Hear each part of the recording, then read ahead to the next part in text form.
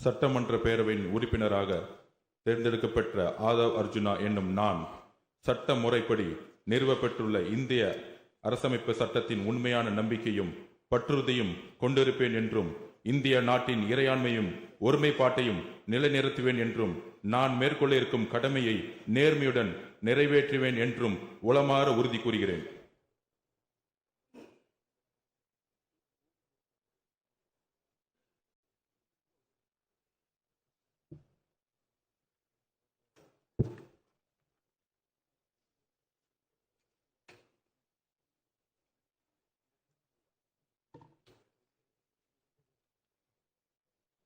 மாண்புமிகு டாக்டர் கோ க அருண்ராஜ்.